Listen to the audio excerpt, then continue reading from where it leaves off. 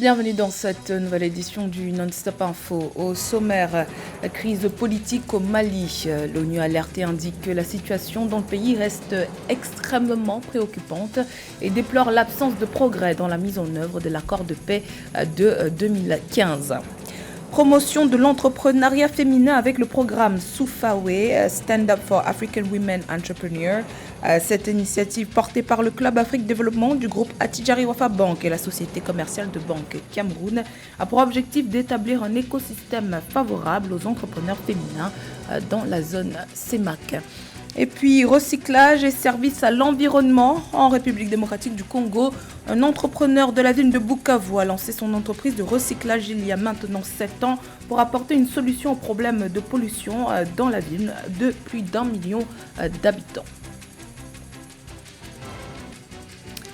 Mais tout d'abord, le président tunisien Kais Saied, confronté à une crise politique et économique et accusé d'avoir pris le pouvoir par un coup d'État, a annoncé dimanche 10 avril une indemnisation pour les familles des personnes tuées et blessées lors de la révolution baptisée Printemps arabe de 2011. Le décret du président Saied approuve l'indemnisation des familles des martyrs et des policiers et militaires tués et blessés en défendant le pays contre ce qu'il a appelé des attaques terroristes dans les années qui ont suivi la révolution qui a déclenché les soulèvements arabes dans la région. Des dizaines de jeunes ont été tués et des centaines blessés lors du soulèvement contre le régime de l'ancien président Ben Ali. 1 an et demi après que l'armée a pris le pouvoir par la force au Mali, aucun progrès notable dans la mise en œuvre de l'accord de 2015 n'a été observé selon des responsables des Nations Unies. Selon elle, Gassim Wane, émissaire de l'ONU pour le Mali, la situation est extrêmement préoccupante et le massacre présumé de civils dans la ville de Moura au centre du pays en serait l'une des preuves. Ce dernier appelle au maintien de la MINUSMA et de ses troupes au Mali. Philomentine. Le Conseil de sécurité de l'Organisation des Nations Unies s'est penché sur la situation au Mali le jeudi 7 avril dernier. L'organe exécutif de l'ONU indique qu'il n'y a pas eu de progrès notable dans la mise en œuvre de l'accord de paix et la situation reste extrêmement préoccupante dans ce pays. Face à ces défis, il est impératif que le niveau de capacité de la MINUSMA, mission multidimensionnelle intégrée des Nations Unies pour la stabilisation au Mali et de ses troupes, soit maintenu, indique l'ONU. La situation du pays dans son ensemble n'est pas bonne. C'est pas seulement la lettre de ces gens de l'ONU qui nous ouvre les yeux sur la lettre du pays. Le contexte n'est pas favorable depuis 10 ans et s'est détérioré récemment malgré les efforts qu'on a constatés au plan sécuritaire. Même si on peut souligner une certaine amélioration, la situation sécuritaire avec la diminution des attaques aujourd'hui, la polémique est réelle et elle a eu lieu aussi au cœur de la population malienne. S'agissant de la situation sécuritaire, une reprise des violences dans la zone des 3 frontières a été notée ces derniers mois, indique El Gassim Wane, l'émissaire de l'ONU pour le Mali. Il rappelle que le statu quo actuel entrave la paix et prive les populations locales des dividendes aspirent. Aujourd'hui, ce qu'il y a lieu de faire est simple. Il s'agit de rassembler les Maliens autour d'un projet commun. Il s'agit de mettre fin à ces querelles de clochers qui ne font pas avancer le pays aujourd'hui. Au-delà de ça, il faut qu'il y a des discussions avec la CEDEAO. On espère que ça va avancer vite et que nous puissions trouver un calendrier consensuel. Selon l'émissaire de l'ONU pour le Mali, le mois de mars a été particulièrement meurtrier pour les civils avec la multiplication d'attaques de groupes terroristes dans certaines localités du pays. D'ailleurs, l'armée malienne est accusée d'un massacre de plus de 300 personnes à Moura, un village du centre du pays qui a fait l'objet entre le 23 et le 31 mars d'une vaste opération militaire. Également dans l'actualité, l'Organisation internationale de la francophonie va effectuer une mission économique et commerciale au Gabon et au Rwanda du 6 au 13 juillet 2022. Cette mission s'inscrit selon la diplomatie gabonaise dans la logique du choix opéré par le Gabon et le Rwanda d'accélérer la transformation et la diversification de leurs économies en misant sur le développement des investissements publics et la mobilisation des investissements étrangers. Occupant des positions géographiques stratégiques en Afrique centrale. Le Gabon et le Rwanda représentent en effet de nombreuses opportunités d'affaires et d'investissement pour les entreprises francophones à la recherche de portes d'entrée à une Afrique de plus en plus intégrée avec la mise en œuvre de la zone de libre-échange continentale africaine. Les opportunités qu'offre la ZLECA fait également au cœur d'un programme porté par le Club de développement de l'Afrique du groupe marocain Attijari Wafa Bank et SCB Cameroun. Lancé fin mars, le programme Soufawe Stand Up for Women Entrepreneurs entend accompagner les femmes entrepreneurs en zone CEMAC. Objectif, leur garantir un accès au réseau et corridors d'affaires et d'informations fiabilisés qui leur permettront de vraiment tirer profit de la zone de libre-échange continentale africaine. Robert de Bokbe.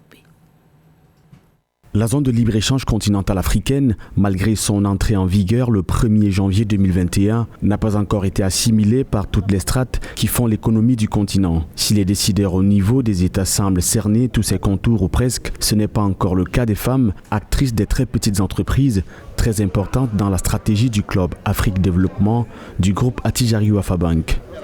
Quand vous discutez avec une entreprise qui gère sa PME ou qui gère sa réalité quotidienne, il est difficile de pouvoir trouver chez elle les langages du business traduits par rapport aux bénéfices qu'apporte cette zone de libre-échange. Dans sa démarche pour inscrire ses partenaires dans la réalité de la zone de libre-échange continentale africaine, le Club Afrique Développement opte pour la pédagogie, livrant différents acteurs à assimiler les codes de cet instrument qui promet de gros avantages à travers les échanges intra-africains. Aujourd'hui, en revanche, notre responsabilité est de mettre et de ramener et de rappeler ce qu'apporte cette zone de libre-échange au niveau des entreprises pour les pousser à emprunter les corridors qui sont ouverts aujourd'hui pour pouvoir booster le business intra-africain.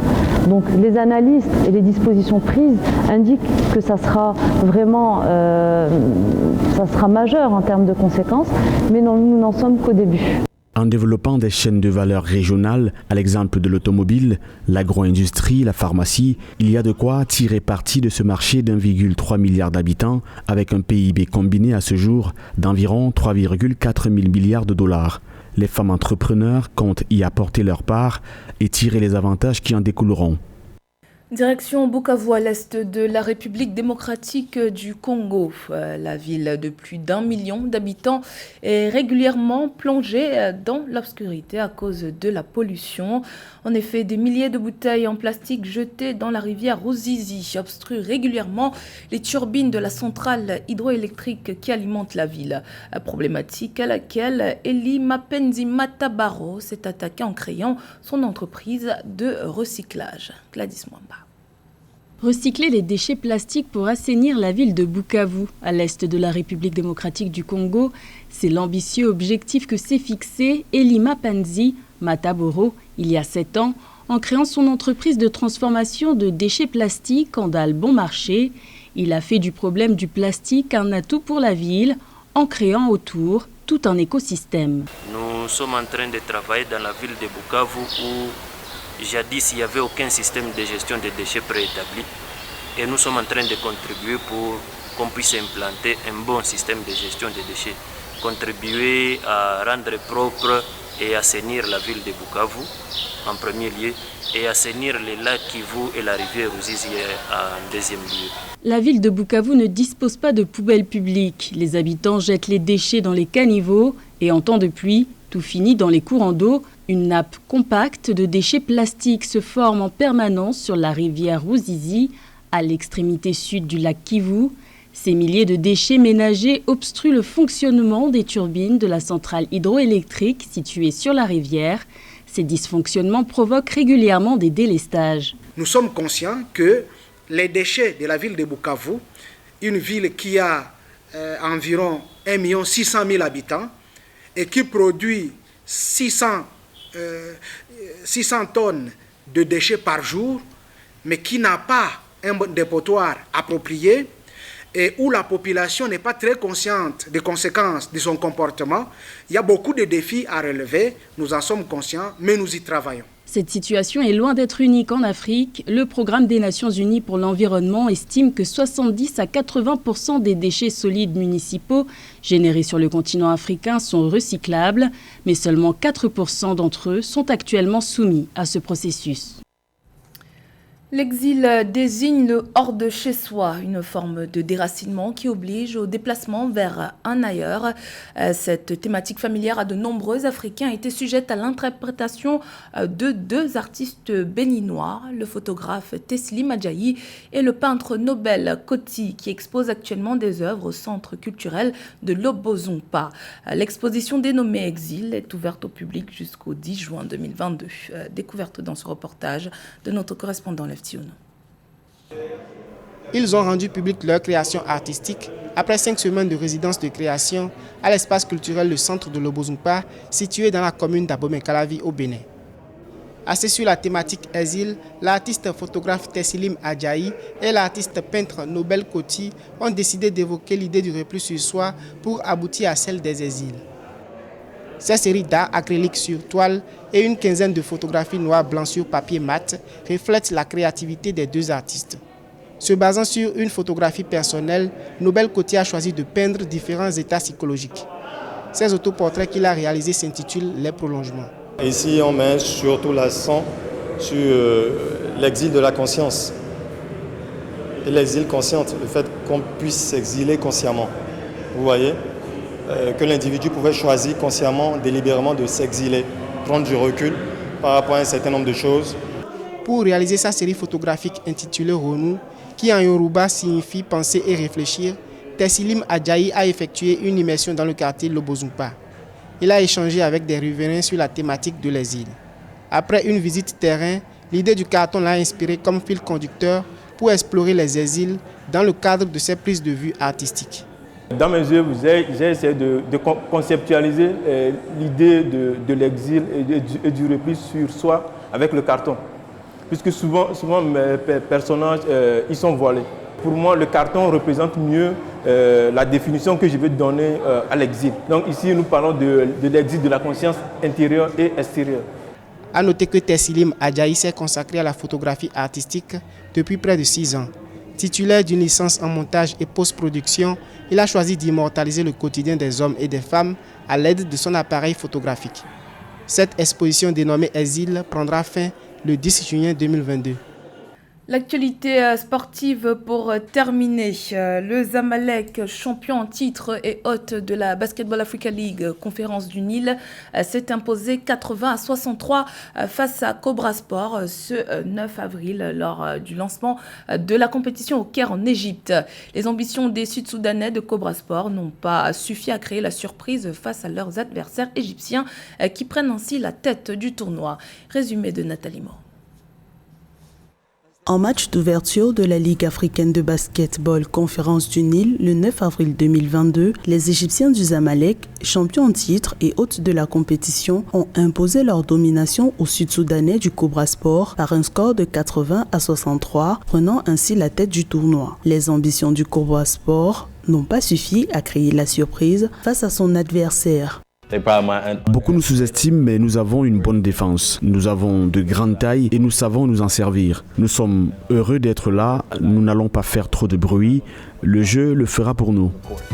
Le Zamalek, qui aligne 7 victoires consécutives, compte dans ses rangs de fortes individualités, notamment l'ancien attaquant de la NBA, Ike Diogu, auteur d'un record d'équipe de 17 points, Anas Mahmoud, qui a ajouté 10 points et 11 rebonds, ainsi que du Camerounais Daryl Eugène Strawberry, qui a marqué le premier panier de la Conférence du Nil. Au-delà des performances individuelles, la victoire est mise à l'actif des qualités collectives. Nous sommes déterminés à conserver notre titre au Zamalek. Nous sommes prêts pour la saison 2 de la Ligue africaine de basketball. La première sortie des équipes du Zamalek et du Cobra Sport a permis de voir les forces mais aussi les faiblesses des deux formations. L'attaque égyptienne envisage de travailler la précision de ses rebonds, tandis que les Sud-Soudanais du Cobra Sport évaluent à 50-50 leurs chances de succès à ce tournoi. Zamalek et Cobra Sport rencontreront respectivement les Cape Town Tigers et le Clube Atlético Petroleros de Luanda en deuxième journée de la phase de groupe. C'était le journal de la rédaction. Merci pour votre fidélité. Dans un instant, une nouvelle édition de l'actualité sur Africa 24.